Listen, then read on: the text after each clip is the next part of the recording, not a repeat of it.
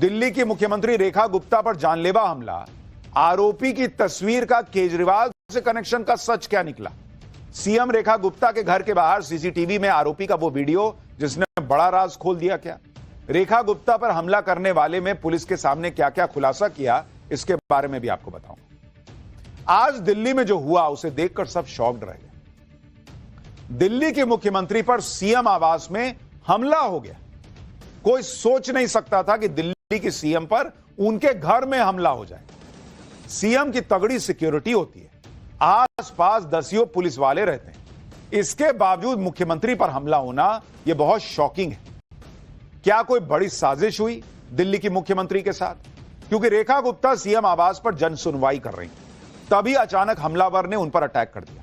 इससे मुख्यमंत्री को चोटें भी आईं, उन्हें कंधे और सिर पर चोट लगी। पूरा देश इससे हैरान हो गया और सबने इसकी निंदा की। इस हमलावर की फोटो भी सामने आ गई। ये कौन है, कहां से आया, ये सब भी पता चल गया। लेकिन इसने सीएम पर अटैक क्यों किया? हमलावर का केजरीवाल की आम आदमी पार्टी का से कोई कनेक्शन है क्या? किसने कनेक्शन जोड़ दिया और उसके कनेक्शन का सच क्या निकला, आज आपको यह भी बताऊंगा। सीएम रेखा गुप्ता इस हमले के बाद कैसे सदमे में आ गई थी, उस वक्त एग्जैक्टली उस 80 सेकंड में क्या हुआ था, सारी डिटेल बताऊं, सीसीटीवी में क्या दिखा वो दिखाऊं। उससे पहले जो हुआ उसकी एक झलक देखिए।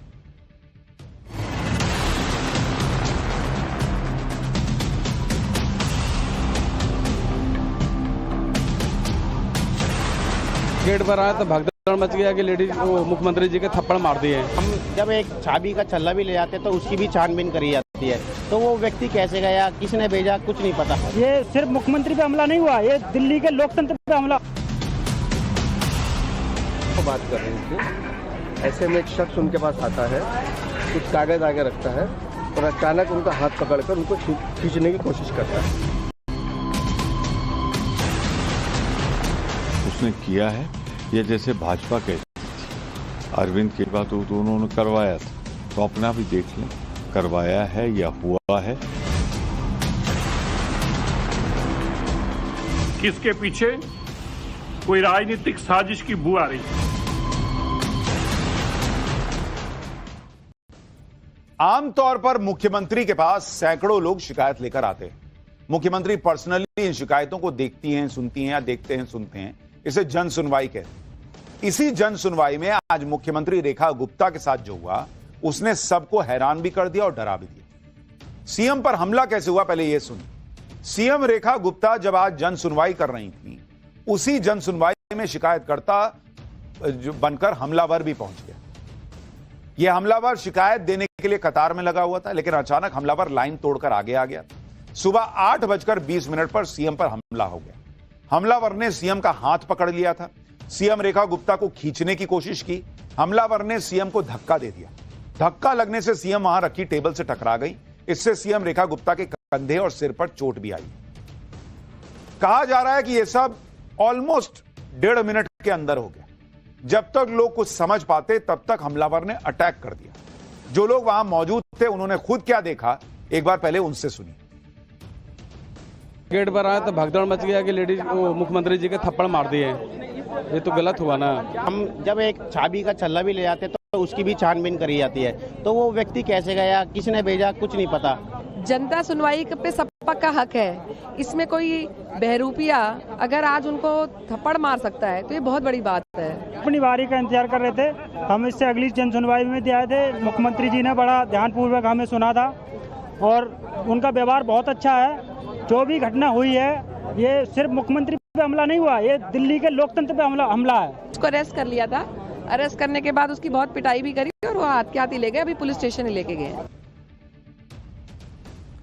यानी जो लोग वहां थे वो अलग अलग दावे कर रहे हैं। कई लोग कह रहे हैं थप्पड़ भी मार दिया, कुछ लोग कह रहे हैं बाल भी खींचा, अलग तरह की चीजें हो रही। सीएम पर जो अटैक किया गया था वो व्यक्ति यही है, वो व्यक्ति उसी वक्त पकड़ा गया। जो जानकारी इसके बारे में मिली है उसके मुताबिक सीएम पर हमला करने वाला यह हमलावर गुजरात के राजकोट का रहने वाला है और इसका नाम राजेश खिमजी सकारिया है। यह 41 साल का है और ऑटो रिक्शा चलाने का काम करता है। इस पर हत्या की कोशिश का मामला दर्ज हुआ है। हमलावर से पूछताछ हो रही है कि आखिर इसने किस वजह से मुख्यमंत्री पर अटैक किया।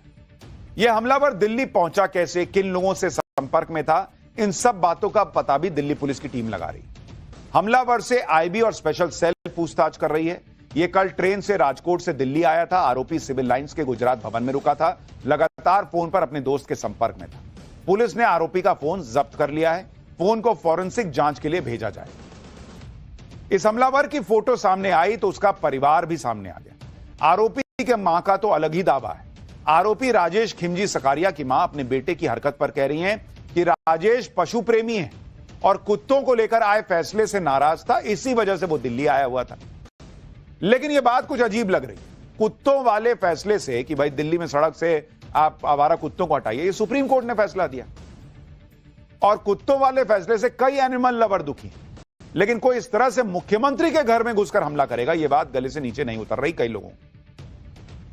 यह आदमी पूरी तैयारी के साथ हमला करने गया था, क्योंकि पिछले 24 घंटे से मुख्यमंत्री रेखा गुप्ता की रेकी भी कर रहा था। एक सीसीटीवी फुटेज भी सामने आया है, जिसमें हमलावर शालीमार बाग में रेखा गुप्ता के निजी आवास की रेकी करता दिख रहा है। यह तस्वीर देखिए।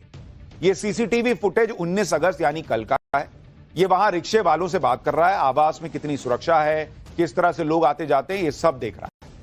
इतना ही नहीं, आरोपी तो सीएम के घर के अंदर भी गया था। यह सीसीटीवी फुटेज देखिए। सीएम रेखा गुप्ता के शालीमार बाग वाले निजी घर के अंदर आरोपी दिख रहा है। आरोपी वहां बैठकर एक बात नोट कर रहा था। यह सीसीटीवी फुटेज भी कल यानी 19 अगस्त की है। पूरी रेकी करने के बाद आरोपी ने आज सीएम रेखा गुप्ता पर हमला कर दिया। सवाल तो यह भी उठता है कि मुख्यमंत्री की सेफ्टी में, सिक्योरिटी में लगी पुलिस क्या कर रही थी? वहां कोई व्यक्ति बाहर खड़ा होकर फुटेज बना रहा है, यह आज आपको सीसीटीवी में दिख रहा है, कल नहीं दिख रहा था। वो सिक्योरिटी क्या कर रही थी? सीएम रेखा गुप्ता पर हुए हमले को लेकर सीएम आवास ने भी बयान जारी किया, जिसमें कहा गया कि मुख्यमंत्री रेखा गुप्ता पर हुआ हमला एक सुनियोजित साजिश का हिस्सा है।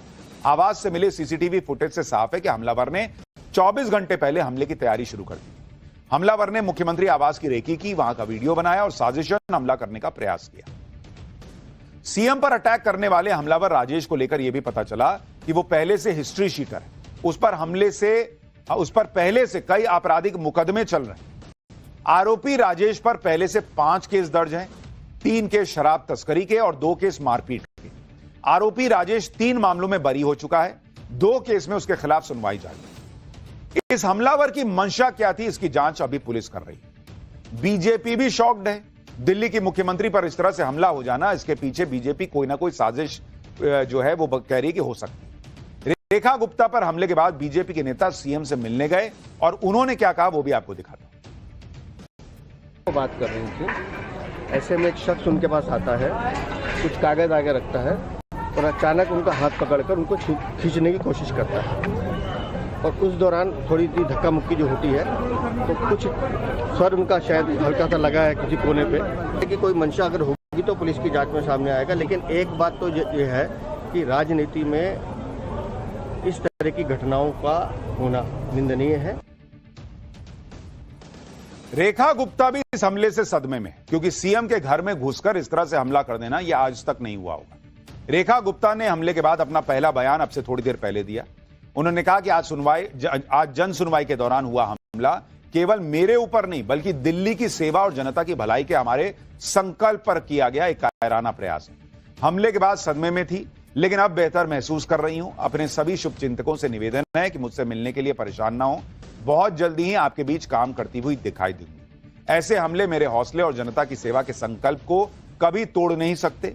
अब मैं पहले से कहीं अधिक ऊर्जा और समर्पण के साथ आपके बीच रहूं। जन सुनवाई और जनता की समस्याओं का समाधान पहले की तरह ही गंभीरता और प्रतिबद्धता के साथ जारी रहेगा। आपका विश्वास और समर्थन ही मेरी सबसे बड़ी ताकत है। दिल्ली की मुख्यमंत्री रेखा गुप्ता पर हमला करने वाले का बैकग्राउंड, उसके कनेक्शन सब चेक किए जा रहे हैं। इसी बीच बीजेपी ने बड़ा आरोप लगा दिया।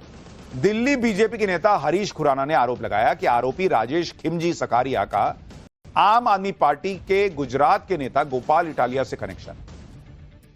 इसके लिए हरीश खुराना ने एक फोटो भी दिखा दी, ट्वीट कर दी और उन्होंने कहा कि जिसका शक था वही हुआ। अरविंद केजरीवाल के खास गोपाल इटालिया के साथ यह फोटो बहुत कुछ कह रही है। बीजेपी को शक है कि सीएम पर हमले में राजनीतिक साजिश है। दिल्ली सरकार में मंत्री मनजिंदर सिंह सिरसा क्या कह रहे हैं वो सुनिए, फिर इस फोटो का सच भी आपको बताता हूं।